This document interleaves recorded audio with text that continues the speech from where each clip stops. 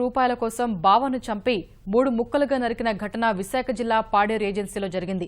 లగిసపల్లి పంచాయతీ పరిధిలోని ఉగ్గం గుయ్యిలో ఈ ఘోర హత్య జరిగింది. నువ్వపాడుకు చెందిన నూకరాజు దగ్గర అతని బావమరిది కోటేశ్వరరావు పాత రూపాయల నోటు తీసుకున్నాడు.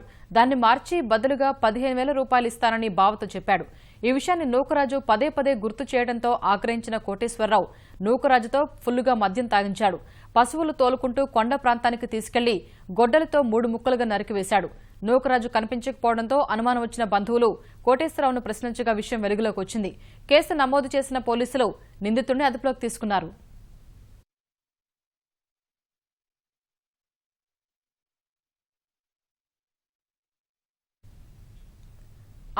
రూపాయల కోసం బావను చంపి 3 ముక్కలుగా నరికిన ఘటన విశాఖ జిల్లా పాడేరు ఏజెన్సీలో జరిగింది.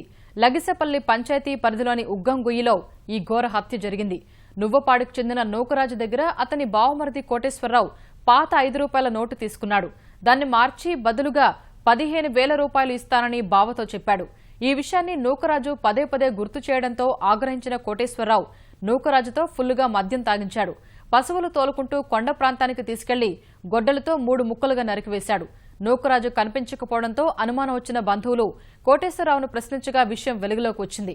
కేసు నమోదు చేసిన పోలీసులు నిందితుడిని అదుపులోకి తీసుకున్నారు.